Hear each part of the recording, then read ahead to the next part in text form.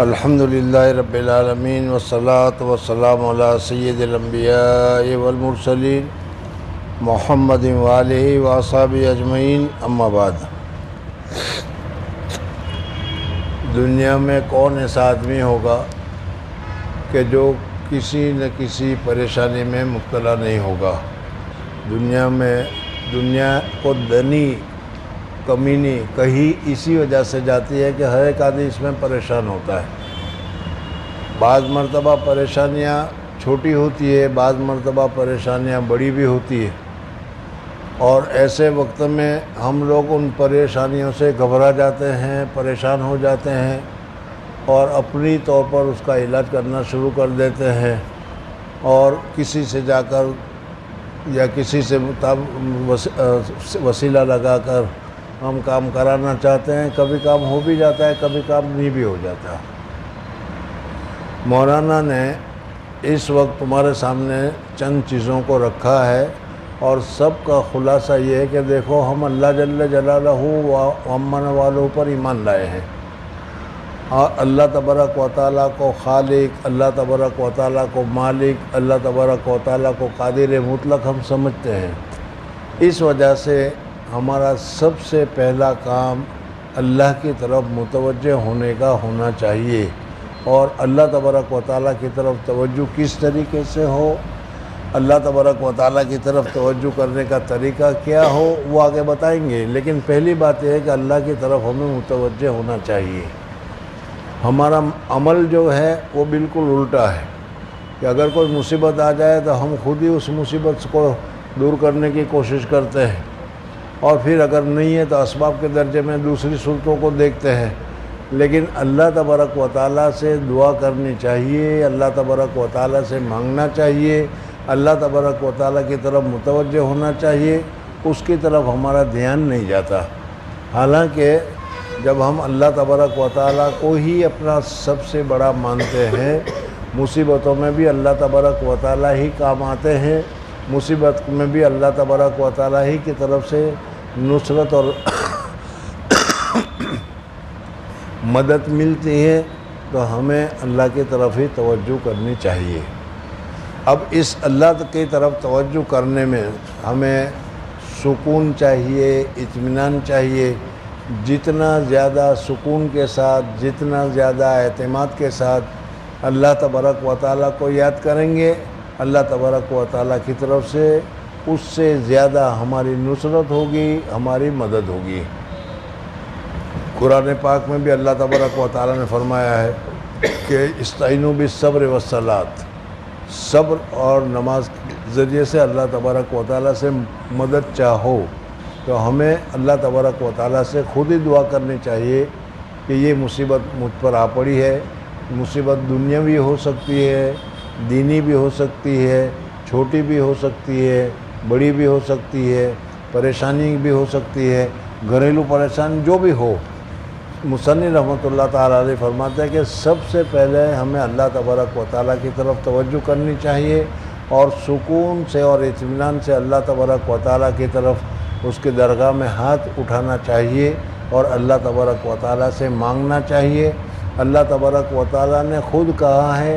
ادعونی استجب لکم، مجھ سے مانگو میں تمہاری باتوں کو پورا کروں گا۔ جب اس نے وعدہ کیا ہے تو پھر ہمیں مانگنے میں کوئی پریشانی نہیں ہونی چاہیے۔ سب سے پہلے اللہ تبارک و تعالیٰ کی طرف مانگنا چاہیے، اور اس کے لیے صلاۃ التوبہ پڑھو، صلاۃ الحاجہ پڑھو، اور پھر اس کے بعد دعا کرو۔ ایک بات۔ دوسری بات یہ ہے کہ ہم ایک مرتبہ دعا کر لیا اور پھر سمجھ لیتے ہیں کہ بس ہو گئی بات، بلکہ بار بار روزانہ اللہ تبارک و تعالیٰ سے دعا کرتے رہنا چاہیے۔ بار بار روزانہ اللہ تبارک و تعالیٰ سے دعا کرتے رہنا چاہیے، اس وجہ سے کہ ہمارا کام تو اللہ تبارک و تعالیٰ کے ہاتھ میں ہے، اور اللہ تبارک و تعالیٰ سے جتنا زیادہ عاجزی کے ساتھ مانگیں گے، جتنا زیادہ اللہ تبارک و تعالیٰ سے مانگیں گے، اتنا ہی اللہ تبارک و تعالیٰ اس کو پورا کرنے میں جلدی فرمائیں گے۔ دنیاوی اعتبار سے بھی ہم دیکھتے ہیں، آپ دیکھتے ہیں کہ بعض مانگنے والے مانگتے ہیں کہ اللہ کے نام پر دے دو، کوئی دیتا ہے کوئی نہیں دیتا، اور جو بڑا محتاج اور ضرورت مند ہوتا ہے وہ تمہارے پاس آ کر بڑا عاجزی کرتا ہے، بہت بھوکا ہوں، بہت پریشان ہوں، بہت ایسا ہوں، بہت ایسا ہوں، اس طریقے سے کرتے ہیں تو سخت سے سخت دل کا آدمی جو ہے وہ بھی اس کو کچھ نہ کچھ دے دیتا ہے، سمجھ میں آ گیا؟ تو اسی طریقے سے اگر ہم نے ایک مرتبہ دعا کر دی اور دعا کر کے چھوڑ دیا تو گویا کہ ہم اس سے بے فکر ہو گئے۔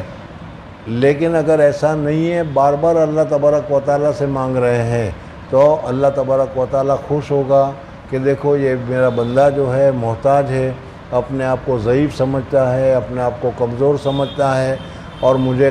مالک سمجھتا ہے، مجھے طاقتور سمجھتا ہے، اور طاقتور سمجھ کر مجھ سے مانگتا ہے، تو اللہ تبارک و تعالیٰ اس صورت میں اس کی ضرورت کو پورا کرے گا۔ اب یہ عام ضرورت ہے، چاہے بیماری ہو، چاہے نوکری ہو، چاہے صحت ہو، چاہے کیا ہے گھریلو پریشانیاں ہو، کوئی بھی ہو، اللہ تبارک و تعالیٰ سے ہمیں سب سے پہلے مانگنے کی کوشش کرنی چاہیے۔ اور جب اس طریقے سے ہم کریں گے تو پھر اس کے ساتھ ساتھ چونکہ یہ دنیا دارالاسباب ہے، اس وجہ سے اسباب کی ممانعت نہیں ہے۔ یہاں جو میں بتا رہا ہوں وہ یہ ہے کہ ہم لوگ اللہ کی طرف تو متوجہ نہیں ہوتے ہیں، اسباب کی طرف پہلے متوجہ ہوتے ہیں، پہلے فون گھمانا شروع کر دیتے ہیں۔ سمجھنا، فون گھمانے کی اجازت تو ہے، لیکن کیا ہے، پہلے اللہ تبارک و تعالیٰ کی طرف رجوع کرو، اللہ تبارک و تعالیٰ سے مانگو، اور پھر کیا ہے اسباب کے درجے میں جو کوششیں ہیں وہ کوششیں بھی تو حد میں رہتے ہوئے کرتے رہو، تو اللہ تبارک و تعالیٰ کی ذات سے امید ہے کہ تمہاری کوئی بھی پریشانی ہوگی وہ اللہ تبارک و تعالیٰ اس کو دور کر دے گا۔ اور اس پریشانی کے لیے خود قرآن پاک میں اللہ تبارک و تعالیٰ نے فرمایا کہ استعینوا بالصبر والصلاۃ، صبر کے ذریعے سے اور نماز کے ذریعے سے، نماز پڑھو اور نماز پڑھ کر اللہ تبارک و تعالیٰ سے دعا مانگو، صلاۃ الحاجت پڑھو، صلاۃ الحاجت پڑھ کر دعا مانگو، صلاۃ الحاجت کی جو دعائیں حدیث پاک میں بتائی گئی ہے اس کو یاد کر لو اور پھر اس کے ذریعے سے مانگو۔ حضور اقدس صلی اللہ علیہ وسلم بدر کے موقع پر تشریف لے گئے، آپ لوگوں کو معلوم ہے جنگ بدر کا واقعہ، مسلمانوں کے پاس ہتھیار کی لائن سے بھی کچھ نہیں، سمجھ میں آیا، دوسرے زیرہ وغیرہ کی حفاظت کی لائن سے بھی کچھ بھی نہیں تھا۔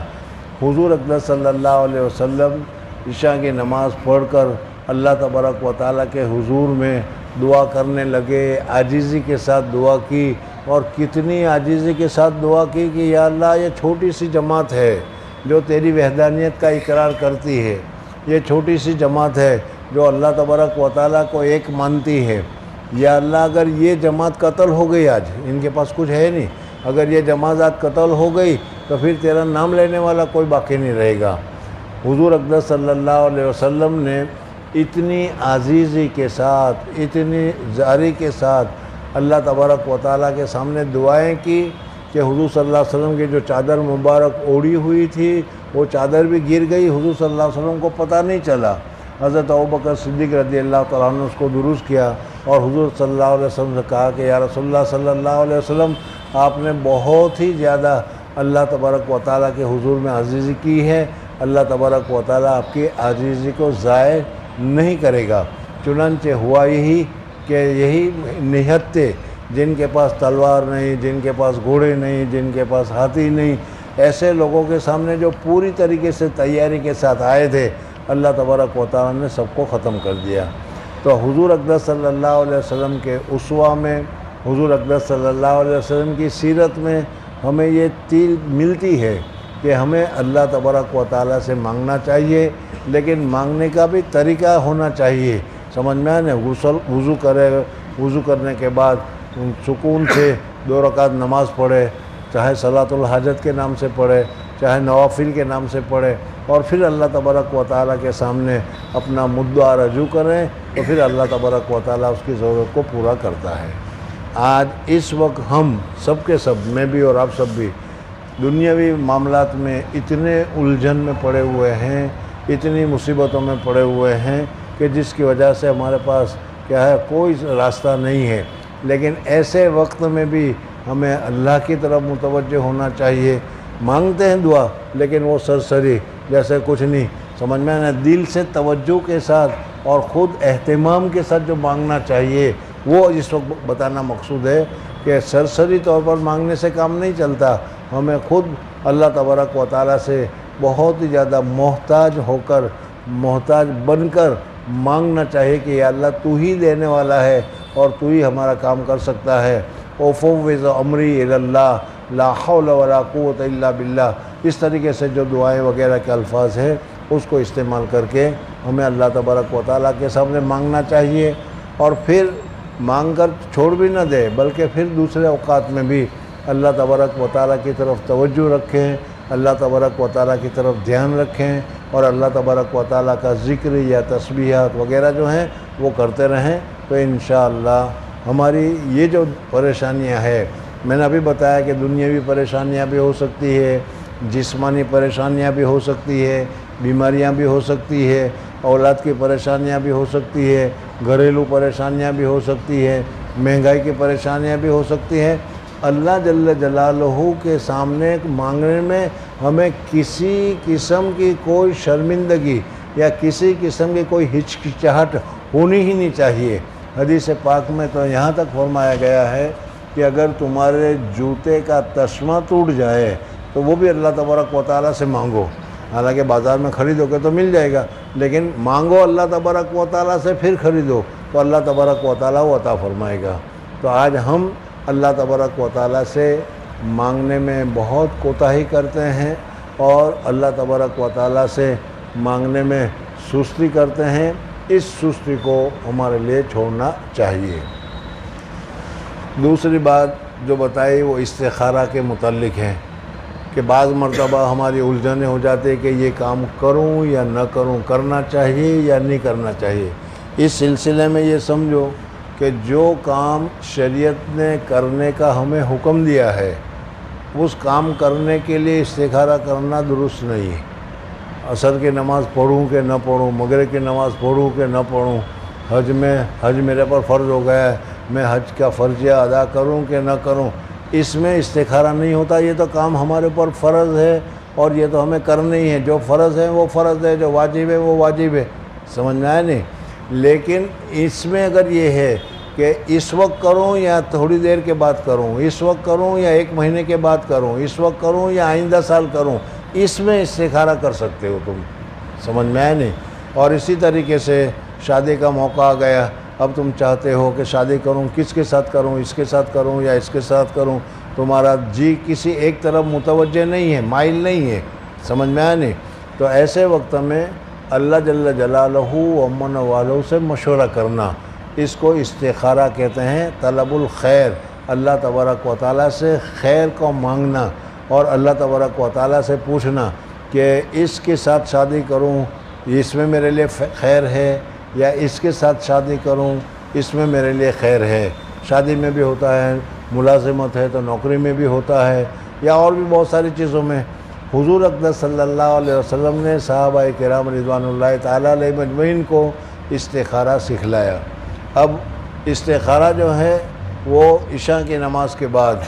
کیا ہے، 2 رکعت نفل نماز پڑھی جائے، اور 2 رکعت نفل نماز پڑھنے کے بعد استخارہ کی جو دعا ہے، اللہم انی استخیرک بعلمک واستقدرک بقدرتک واسألک من فضلک العظیم. سمجھ میں آیا؟ اس دعا کو کرے، اور اس دعا کرنے کے بعد اس میں آتا ہے کہ ان ھذا الامر خیر لی فی دینی و دنیائی. تو اس وقت اپنے دل میں ارادہ کرے کہ یہ کام میرے لیے خیر ہے یا نہیں، یا اللہ میں اس کی دعا تم سے چاہتا ہوں. اگر عربی میں نہ ہو سکے تو پھر اپنی زبان میں بھی اللہ تبارک و تعالیٰ کے یہاں سب زبانیں اللہ تبارک و تعالیٰ کو معلوم ہے. اس وجہ سے ہم اپنی زبان میں بھی دعا میں کریں گے پھر میں کہ یا اللہ میں حج کے لیے جانا چاہتا ہوں، اس سال حج کے لیے جاؤں یا آئندہ سال حج کے لیے جاؤں، اس میں پریشان حال ہوں، میری رہنمائی کر. شادی کے سلسلے میں یا دوسری چیزوں میں تو یہ استخارہ کرنا بھی مسنون ہے. اور اس میں عشاء کی نماز کے بعد 2 رکعت نماز پڑھنی ہے. 2 رکعت نماز پڑھنے کے بعد یہ دعا جو میں نے ابھی پڑھ کر سنا ہے آپ حضرات کو، وہ دعا کرنی ہے. اور دعا کرنے میں پھر یہ ان ھذا الامر کی جگہ پر جو اپنا مقصود ہے وہ مقصود حاصل کرنا ہے. ما ندم من استخارہ، جس آدمی نے استخارہ کیا پھر اس کو ندامت اور پریشانی نہیں ہوگی. ارے جب ڈائریکٹ اللہ تبارک و تعالیٰ سے تم نے پوچھا اور اللہ تبارک و تعالیٰ کی طرف سے تمہاری رہنمائی کی گئی کہ یہ کام کرو، جب وہ کام کرو گے تو پھر اس میں پریشانی کیا ہوگی؟ سمجھ میں آیا نہیں؟ اس میں 3 دن تو انہوں نے لکھا، لیکن اصل میں 7 دن مسلسل استخارہ کرنے ہیں، اور استخارہ کرنے میں کوئی خواب آئے گا یا کوئی چیز دکھلائی دے گی، آج کل ہم یہ سمجھتے ہیں، یہ ضروری نہیں ہے۔ اصل اس وقت جو ہمارے دل میں دغدغہ ہے کہ یہ کروں کہ یہ کروں، یہ کروں کہ یہ کروں، یہ کروں کہ یہ کروں، یہ حالت ختم ہو جائے گی، اور یہ حالت ختم ہونے کے بعد دل میں پکی بات بیٹھ جائے گی، یہی کرنا ہے مجھے، پکی بات دل میں بیٹھ جائے گی، یہی کرنا مجھے، یہ صحیح استخارہ ہے۔ سمجھ میں؟ خواب آنا کوئی ضروری نہیں ہے، کسی کو خواب بھی آتا ہے، خواب میں بھی بتایا جاتا ہے اور اس صورت میں بھی ہوتا ہے، سمجھ میں آ گیا نہیں؟ لیکن اصل جو کیفیت ہے کہ جو دل میں ہمیں دغدغہ تھا، یہ کروں نہ کروں، کروں نہ کروں، ایک دن نہ صحیح، 2 دن میں، 2 دن نہ صحیح، 3 دن میں، 4 دن میں، 5 دن میں، 7 دن تک کرتے رہو۔ 7 دن میں یقیناً تمہارے دل میں ایک بات پختہ ہو جائے گی، یہی جو بات پختہ ہوگی یہ گویا کہ اللہ تبارک و تعالیٰ کی طرف سے تمہیں اشارہ ہے کہ یہ کام کرو گے تو اس میں تمہیں پریشانی نہیں ہوگی اور تمہیں کیا ہے مشکلیں نہیں آئے گی۔ تو بہرحال 2 چیزیں تمہارے سامنے ذکر کی گئی۔ تیسری کیا بتائی؟ استعاذہ، آیت شفا، بس وہی کہ آج کل ہر جگہ بیماریاں چلتی ہے، اب یہ آیت شفا حضرت اقدس ثانوی رحمۃ اللہ علیہ نے بتائی ہے، اور حضرت مولانا ابرار الرقصہ وغیرہ میں بتائی، بہت ساری چیزیں ہیں۔ حدیث پاک میں بھی حضور اقدس صلی اللہ علیہ وسلم نے بتائی ہے، اذهب الباس رب الناس اشفی انت الشافی لا شفا الا شفاء شفاء لا یغادر سقما وغیرہ۔ بہرحال بیماری کے موقع پر دوائی کر سکتے ہو تو دوائی کرنے کی ممانعت نہیں ہے، لیکن دوائی کے ساتھ ساتھ حضور اقدس صلی اللہ علیہ وسلم نے جو دعائیں بتائی ہے بیماریوں کو دور کرنے کے لیے، پریشانیوں کو دور کرنے کے لیے، سمجھ میں آیا نا، ان دعاؤں کے ذریعے سے بھی ہمیں فائدہ اٹھانا چاہیے، اور ان دعاؤں کو بھی صحیح طریقے پر پڑھنا چاہیے یا پڑھ کر دم کرنا چاہیے۔ حضور اقدس صلی اللہ علیہ وسلم حضرت حسین رضی اللہ تعالیٰ عنہ، جس کو ہم امام حسین کہتے ہیں، رضی اللہ تعالیٰ عنہ کو پڑھ کر دم کیا کرتے تھے، سمجھ میں آ گیا؟ تو جب حضور صلی اللہ علیہ وسلم نے پڑھ کر دم کیا ہے، اور یہ اللہ کا نام ہے، اور جو ابھی میں نے پڑھ کر تمہیں سنا ہے یہ اللہ کا ہی نام ہے، تو اس نام کو پڑھ کر قرآن پاک کی آیتوں کو پڑھ کر اگر دم کر دیا جائے تو یہ چیزیں فائدہ دیتی ہے، اور اس سے آدمی کو سکون اور اطمینان بھی ملتا ہے۔ تو کہنے کا مقصد یہ ہے کہ اللہ تبارک و تعالیٰ نے دنیاوی زندگی گزارنے کے لیے جو شرعی کام ہیں، عبادت کے جو کام ہیں، وہ تو سارے کام عبادت کے ہیں، اور اس سے تو فائدہ ہوتا ہی ہے، فائدہ ہی ہے، یہاں پر بھی فائدہ ہوگا اور آخرت میں تو فائدہ یقینی ہے۔ لیکن دوسری جو پریشانیاں ہیں، ان پریشانیوں کو دور کرنے کے لیے بھی حضور اقدس صلی اللہ علیہ وسلم نے طریقے بتائے ہیں، جیسا ابھی بتایا کہ اللہ تبارک و تعالیٰ سے نصرت مانگو، مدد مانگو، اللہ تبارک و تعالیٰ سے صلاۃ الحاجت پڑھ کر اپنی حاجت پوری کرواؤ، یا کیا ہے استخارہ کرو، یا کیا ہے اس کے علاوہ یہ بیماری کی شفا وغیرہ کے لیے بہت ساری چیزیں ہوتی ہیں۔ آج کل ہم لوگ تعویذ والوں کے پاس تو جاتے ہیں، لیکن کیا ہے جو صحیح طریقہ ہے وہ نہیں کرتے، جو دعائیں ہیں وہ دعائیں خود پڑھ کر دم کرو۔ ابھی انہوں نے ایک دعا بتائی، اور وہ ہے کہ فجر کی 2 سنتیں پڑھ لو۔ فجر کی 2 سنتیں پڑھنے کے بعد بسم اللہ سمیت سورہ فاتحہ، اس طریقے سے بسم اللہ الرحمن الرحیم الحمدللہ رب العالمین الرحمن الرحیم، بسم اللہ الرحمن الرحیم الحمدللہ رب العالمین الرحمن الرحیم ولا الضالین تک، سمجھ میں؟ انہوں نے 41 مرتبہ بتایا، 21 مرتبہ کا بھی تذکرہ آتا ہے۔ 21 مرتبہ اگر آدمی پڑھ کر خود دم کر لیا کرے، سمجھ میں، پانی پر پڑھ کر دم کر دیا کرے۔ آج کل بہت سارے لوگ پریشان حال ہے، کوئی کینسر میں مبتلا ہے، کوئی کسی میں مبتلا ہے، کوئی کسی میں مبتلا ہے، کوئی کون سی بیماری میں مبتلا ہے، بیماریاں بھی عجیب عجیب ہیں،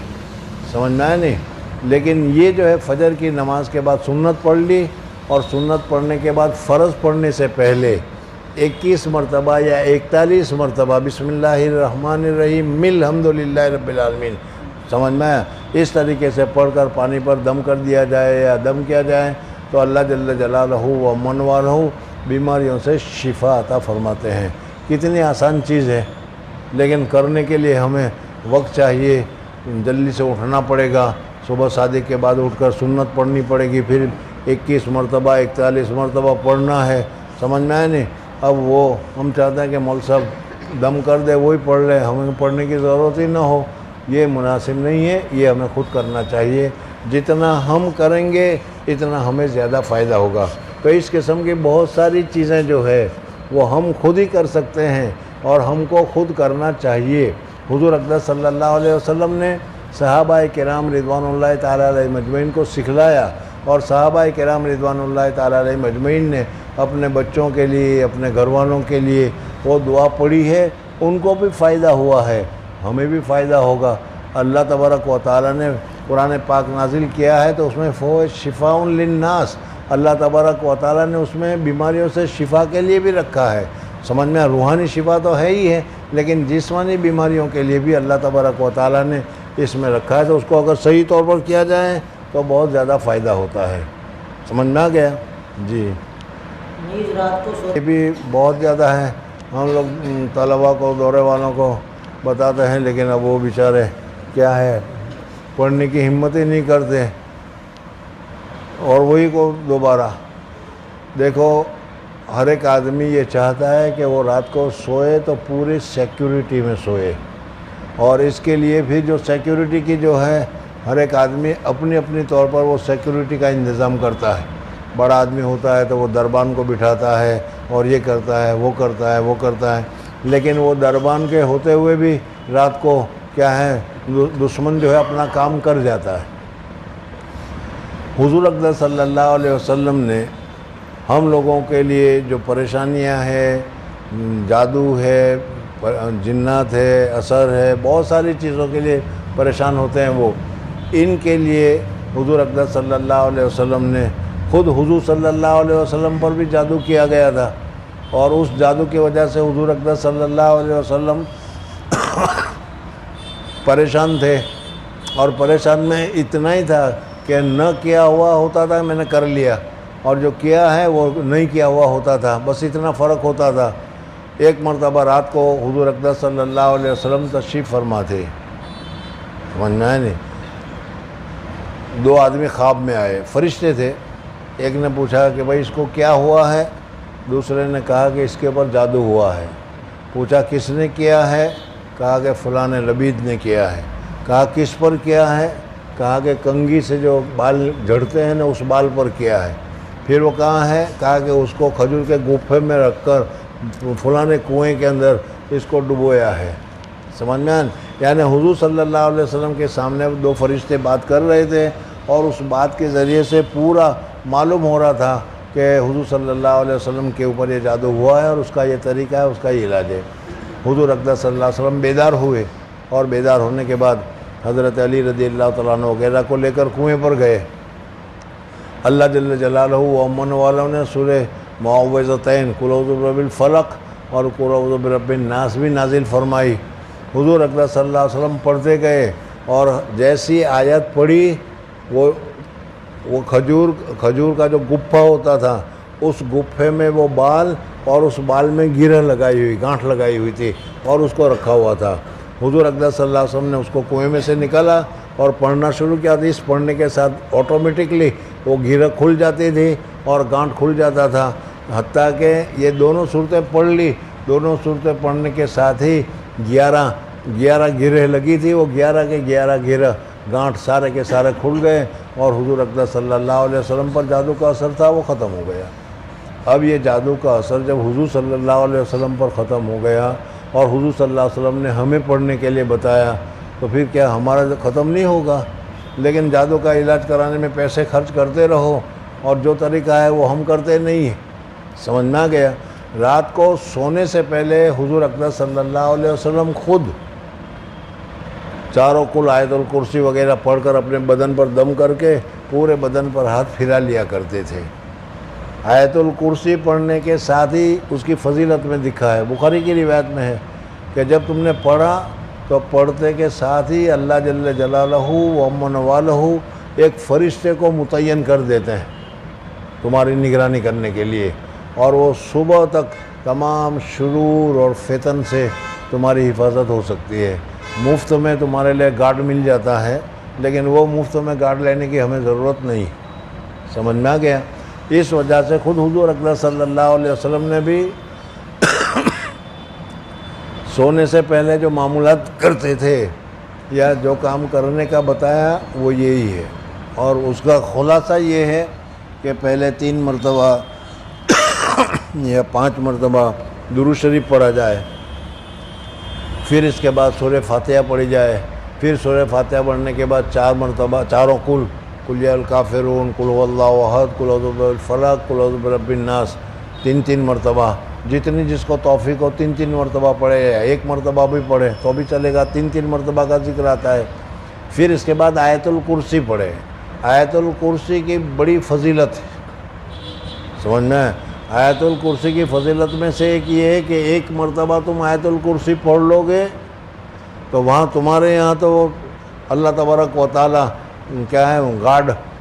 کو بھیج دے گا، وہ فرشتہ آ کر کھڑا ہو جائے گا، تمہاری حفاظت کرے گا۔ لیکن اتنا ہی نہیں، تمہارے گھر سے 40 گھر تک، سمجھ میں آیا نہیں؟ اس آیت الکرسی کی برکت رہے گی اور ان سب کی بھی حفاظت رہے گی۔ اب تمہارے گھر سے 40 گھر والے بھی سب پڑھتے رہیں تو پھر ماشاءاللہ کتنی عمدہ بات ہے۔ لیکن ہم لوگ کیا ہے، رات کو سونے سے پہلے ان چیزوں کو کرنے سے کیا ہے توجہ ہی نہیں کرتے اور دھیان ہی نہیں دیتے، سمجھ میں آیا؟ حالانکہ بہت ساری آفات اور بلیات، الجھن، مصیبت اور پریشانی وہ نازل ہوتی رہتی ہے اور ہم اس سے پریشان ہوتے رہتے ہیں۔ اس کی جگہ پر اگر یہ کر لیا جائے تو پھر اللہ تبارک و تعالی ہماری حفاظت فرماتے ہیں۔ تو یہ کچھ بنیادی عمل ہے، اس کے لیے مسلمان ہونا ہی ضروری نہیں، مولوی ہونا ہی ضروری نہیں، عامی آدمی کے لیے بھی یہ کام کی چیزیں ہیں۔ مولانا اسی وجہ سے بتا رہے ہیں کہ ہم کو ان چیزوں کی ابھی سے کوشش کرنی چاہیے۔ چھوٹے بچوں کے لیے بھی حضور اقدس صلی اللہ علیہ وسلم نے حدیث میں فرمایا کہ مغرب کے بعد فوراً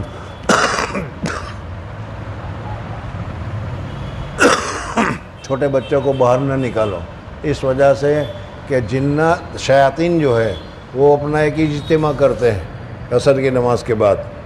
سمندر پر، اور پھر اس کے بعد وہ اس میں ہر ایک اپنی کارگزاری سناتا ہے، آج میں نے یہ کیا، آج میں نے یہ کیا، آج میں نے یہ کیا۔ وہ بڑا گرو گھنٹال جو ہے وہ اس کو شاباشی دیتا ہے، مبارکبادی دیتا ہے، اور اس کے ساتھ اس کو کیا ہے معانقہ کرتا ہے۔ پھر ایک اس میں حدیث میں آتا ہے کہ ایک لنگڑا سا بہت کمزور سا آدمی وہ چپکے سے اٹھتا ہے اور کہتا ہے کہ آج میں نے میاں بیوی کے درمیان میں چکمک لگا دی اور یہ اتنا جھگڑا ہوا کہ طلاق تک پہنچ گیا۔ تو شیطان اس کو معانقہ کر لیتا ہے، واہ واہ میرے بیٹے نے آج تو نے کام صحیح کیا ہے، سمجھ میں آئے نا؟ پھر وہ سب کے سب گروپ سے پہلے اپنی مجلس چھوڑ کر چلے جایا کرتے ہیں۔ تو حضور اقدس صلی اللہ علیہ وسلم نے فرمایا کہ مغرب کے تھوڑی دیر بعد، سمجھ میں، اپنے چھوٹے بچوں کو باہر مت نکالا کرو، کہیں شیطان کے جپٹ میں آ جائیں گے، کہیں شیطان کے چکر میں پھنس جائیں گے تو پریشانی ہوگی، سمجھ میں۔ لیکن ہم اس کا کوئی خیال نہیں کرتے، چھوٹے بچے ہوتے ہیں اس کو بھی لے کر گھومنا شروع کر دیتے ہیں۔ ہاں، گھنٹہ 1.5 گھنٹہ کے بعد عشاء کا وقت ہو جائے یا عشاء کے قریب میں تم اب باہر نکالا تو کوئی حرج کی بات نہیں، حدیث میں بتایا گیا ہے۔ بہرحال اس وجہ سے رات کو سونے سے پہلے سب سے افضل اور سب سے بہتر تو یہ ہے کہ وضو کیا جائے، اور وضو کرنے کے بعد پھر کیا ہے بستر پر بیٹھ کر یہ درود شریف، سورہ فاتحہ، چاروں قل اور آیت الکرسی یہ وغیرہ پڑھ کر، اب حضور صلی اللہ علیہ وسلم بھی اپنے بدن کے اوپر تھو کر کے اپنے بدن کے اوپر ہاتھ پھرایا کرتے تھے۔ اس وجہ سے کہ ہمارے لیے بھی اس طریقے سے پورے بدن پر ہاتھ پھیرا دینا اچھا ہوگا، مسنون ہوگا، درست ہوگا، جائز ہوگا، منع نہیں ہے، کوئی ضروری بھی نہیں ہے، لیکن حضور صلی اللہ علیہ وسلم کرتے تھے تو ہمیں بھی اپنے بدن کے اوپر کر لینا چاہیے، اور کرنے کے بعد پھر دائیں کروٹ پر اللہ کا نام لیتے ہوئے ذکر کر کے سو جانا چاہیے، پھر دیکھو ہمارے ساتھ اللہ تبارک و تعالیٰ کی کتنی نوازشیں ہوتی ہیں، کتنے انعامات ہوتے ہیں، کتنے بہترین خواب نظر آتے ہیں، اللہ تبارک و تعالیٰ کے یہاں کتنا بڑا درجہ ملتا ہے، شیطان کے اثرات سے محفوظ ہیں کہ اس وجہ سے سونے سے پہلے کا جو یہ معمول ہے وہ معمول بھی ہمیں ادا کرتے رہنا چاہیے۔ جی غم ہے، اس غم کے لیے لا الہ الا انت سبحانک انی کنت، آیت کریمہ اسے کہتے ہیں۔ 1,24,000 کا اس کا نصاب ہے، سمجھ میں آئے، لیکن 101 مرتبہ بھی پڑھ لو تو ما لا یدرک کلو لا یدرک کلو، اس وجہ سے اس سے بھی بہت زیادہ فائدہ ہوگا۔ بہرحال یہ چھوٹی چھوٹی باتیں ہیں جو ہمیں کرنی چاہیے، ہماری زندگی کے لیے، ہمارے فائدے کے لیے، ہمارے بھلائی کے لیے بتائی جاتی ہے۔ جی چند ضروری باتیں تھیں جو مولانا نے اپنی مجلس میں اپنے لوگوں کے سامنے بیان کی، اور ویسے تو یہ بہت ہی چھوٹی چھوٹی ہے لیکن بہت زیادہ مفید ہے، اس وجہ سے ہمیں بھی اس کی رعایت کرنی چاہیے اور اس کو پڑھتے رہنا چاہیے۔ اللہ جل جلالہ و امن والہ ہمیں بھی اس کی توفیق عطا فرمائے، اور کم سے کم کیا ہے رات کے جو سونے کے معمولات ہیں، وہ بیماری سے حفاظت کے جو دعائیں ہیں جو بھی حضور صلی اللہ علیہ وسلم سے نقل کی گئی، اور نظر لگنے کی جو آج کل وبا چل رہی ہے اس کی جو ہے دعائیں ہیں، ابھی جو میں نے تم کو پڑھ کر سنائی، اس کو یاد بھی کر لینا چاہیے، اور اس کو پڑھ کر خود بھی دم کرنا چاہیے، اپنے گھر والوں پر بھی دم کرنا چاہیے۔ بہرحال جو بزرگان دین سے ہم لوگ جاتے ہیں، ان سے دعا کراتے ہیں، ان سے کیا ہے یہ پھونک وغیرہ مرواتے ہیں، وہ لوگ بھی انہی چیزوں کو پڑھ کر کرتے ہیں، سمجھ میں حدیث ہی کی ہے، حدیث میں بتایا گیا ہے، اور اس وجہ سے اس سے فائدہ بھی ہوتا ہے، تو ہم کیوں نہ کریں؟ اس وجہ سے اپنے اعمال کو درست کرنا چاہیے۔ آج کی مجلس میں